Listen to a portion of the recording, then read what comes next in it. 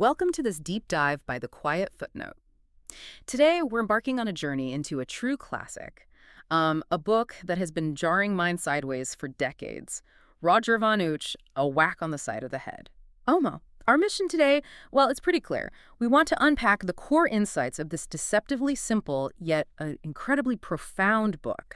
We'll explore its surprising and honestly maybe even urgent relevance today, and discover how its famous whacks can literally unstick our thinking, offering, a real shortcut to more agile and original ideas. Absolutely. And if you've ever found yourself like staring at a blank page or felt your best ideas were always just kind of elusive, it's probably not because you weren't trying hard enough.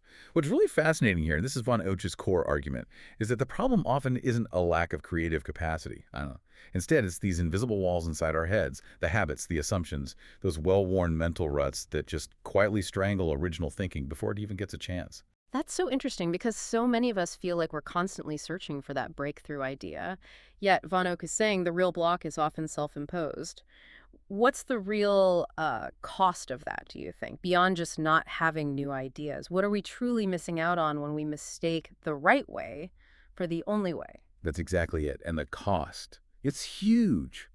Von Oech saw this massive, frustrating gap between our inherent capacity for creativity, which, let's be clear, we all have, and how we actually practice it day to day.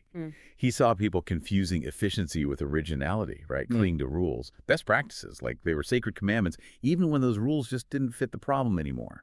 They fall victim to habitual thinking, replaying the same old thought loops when facing challenges, instead of truly seeing new possibilities or, maybe more importantly, generating them. Right. Stuck on autopilot. Totally.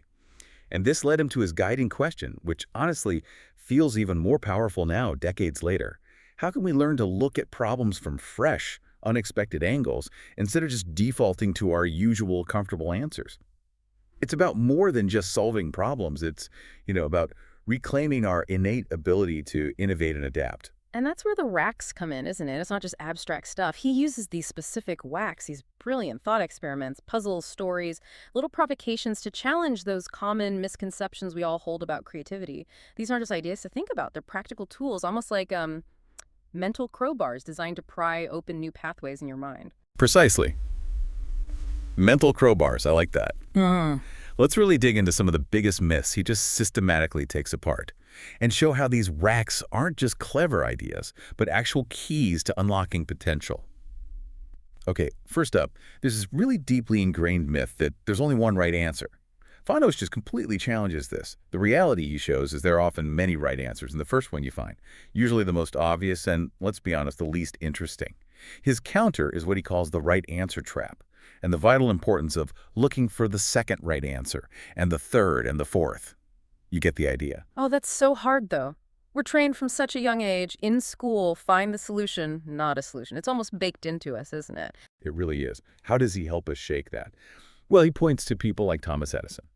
You know the story, right? Famously found 10,000 ways not to make a light bulb before finding the one that worked. Now, that wasn't failure. That was diligently exploring thousands of wrong answers to find the truly right one. So, von Oech's practical application.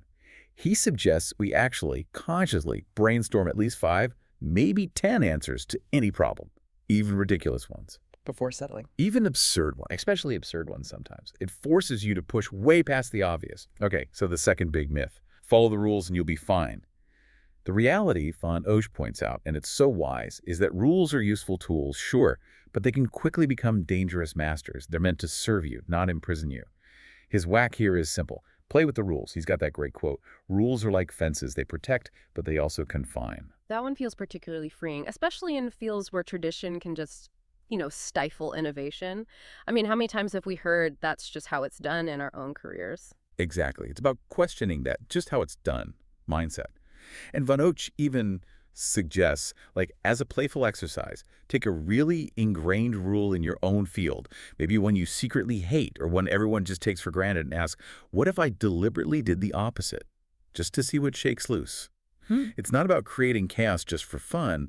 It's about understanding the rule's real purpose, or maybe discovering it doesn't have one anymore, and then deciding if it still serves you. So, okay, we've talked about breaking rules, stretching beyond the first answer, which might make some listeners think, well, that sounds great for, the naturally creative types. Yeah. But von Oech tackles that head on, right? What's his view on who actually gets to be creative? He absolutely does. And it leads us right into the third myth he debunks. Logic will get you to the best solution. Yeah. The reality is pure logic, while it's valuable, often traps you in these narrow, familiar pathways. Von Oech encourages us to mix in play, absurdity, bold leaps of imagination. His whacks here are things like use your imagination and that brilliantly simple idea of making the strange familiar and the familiar strange. Making the strange familiar. How does that work? Well, a classic example he uses is borrowing the idea of an assembly line from car manufacturing. Now, who purely logically would connect making cars with making hamburgers? Right, seems totally unrelated. Exactly. But that imaginative leap, it completely transformed how the fast food industry operates globally. It wasn't strictly logical. It was an act of making the strange familiar, taking a concept from one world and seeing its potential in another. That's that cross-pollination we hear about all the time now. He was talking about it decades ago. So if logic isn't the only answer and creativity isn't some rare gift, then what is it? And that brings us beautifully to the final myth we'll cover. Creativity is for certain types of people. The reality Von Oech really pushes is that everyone is creative, period. It's a skill set, he says, not a personality trait. It's all about process and, crucially, perspective. His whacks here involve things like flexible thinking and adopting multiple roles. He uses these archetypes like the explorer, the artist, the judge, and the warrior. Explorer, artist, judge, warrior. Tell me more about that. How does that help? Well, what's really powerful about this framework is how it helps protect those fragile new ideas from being judged too soon. You use the right persona at the right stage. So the explorer, they're out there gathering information, curious, no limits. The artist is the wild idea generator, totally free from constraint, playing. Okay. Then the judge comes in, that's the critical evaluator, but, and this is key, they only come in after the artist has had their fun. Ah, so you don't kill the idea before it's even born. Precisely.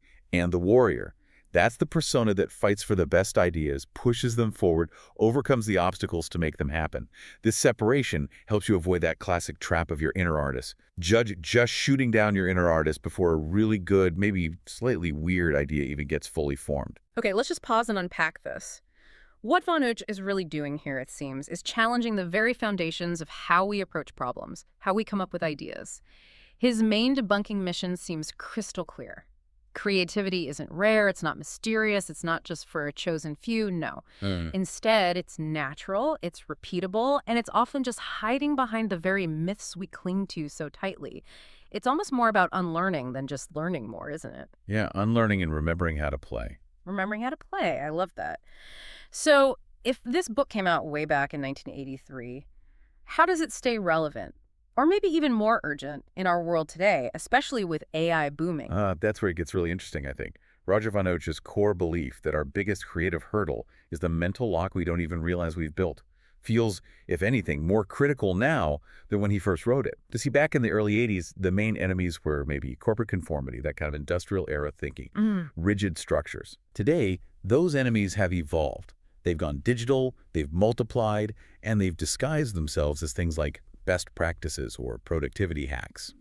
First, just think about our algorithm-shaped world. It's not like the rigid corporate thinking of the 80s. Today's trap is more subtle, where it's algorithmic echo chambers. Where you just see more of what you already know. Exactly. Your online experience constantly reinforces what you already think or have seen. And there's this pressure for over-optimization. You risk getting stuck in your feed's way of doing things. Same ideas, same look, same tone, because the algorithm rewards what's familiar. Von Oech just makes the familiar strange, and that second right answer idea.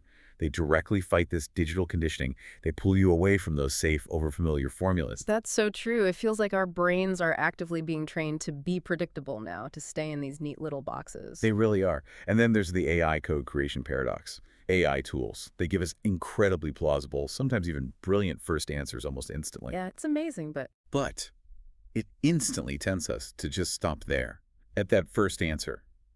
Von Oech's insistence on pushing for more answers becomes absolutely critical for maintaining human originality. He probably suggests treating AI's first output not as the final product, but like raw clay, something you deliberately need to distort or break apart or combine with something totally unrelated before you decide it's done. Yeah. Like, imagine AI generates 5 perfectly good marketing slogans.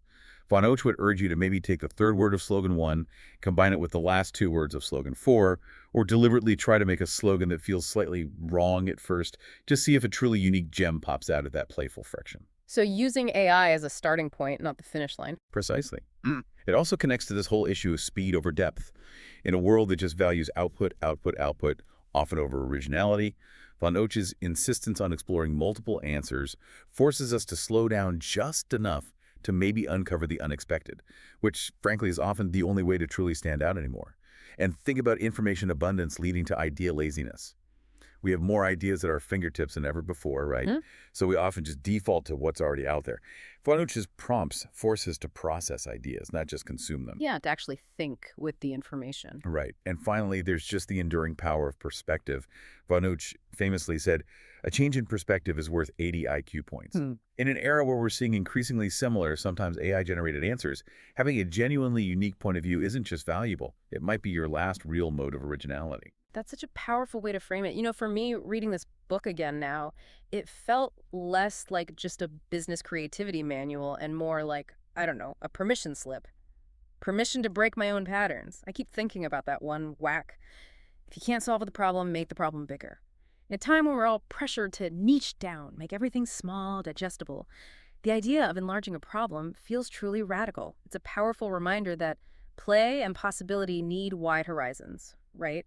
Sometimes the solution to a small, tricky problem is actually hiding in a much larger, unexplored space. It really does. And to kind of connect this to the bigger picture, Von Oech's whacks feel even more vital now because our patterns aren't just habits we formed ourselves anymore. They're increasingly engineered for us by systems algorithms, platforms that actually want us predictable, efficient, easily categorized. So breaking those engineered patterns, that becomes almost a revolutionary act of like self-reclamation. Wow. Okay, so what does this all mean for us, for you listening right now? What are the ultimate nuggets of knowledge Von Oech really wants us to internalize from a whack on the side of the head? What are, say, the 5 key takeaways? Yeah, he definitely aims for some core insights to really stick with you, to become tools you use in your daily thinking. Okay, first, the first right answer is rarely the best one. Always push past your initial idea. Novelty lives beyond the obvious. Got it. Number 1, seek the second answer. Number 2, rules are tools, not commandments. Use them when they help, fine. But critically break them, or at least bend them, when they don't serve you or the problem. Okay, rules are tools. Third, shift your perspective deliberately. Look at the problem through different roles. Remember the explorer, artist, judge, warrior, and from wildly different vantage points. Ask what if, constantly. Shift perspective makes sense. Fourth, play is a serious part of problem solving. Seriously. Humor, absurdity, imagination, they aren't distractions. They are catalysts for innovation. Give yourself permission to be playful. Play is serious work. Love it. And fifth, cross-pollinate ideas from unrelated fields. Make the familiar strange and the strange familiar. Because breakthroughs often happen right at those unexpected intersections where 2 different worlds collide. Okay, those 5. They seem simple, but they're powerful. Even for seasoned thinkers, these are such good reminders. I mean, how often do we still stop too soon, convinced we've nailed the answer, or become too protective of our own rules and processes, thinking they're the only way, even when we kind of know better? It's a constant internal battle, isn't it? It absolutely is. And, beneath all of Von Oech's playful nudges and whacks, there's this quieter, almost unheard message humming through his work. It's that creativity isn't some special event you schedule. It's a way of being in the world. He's not just handing out tricks to think differently for your next project deadline.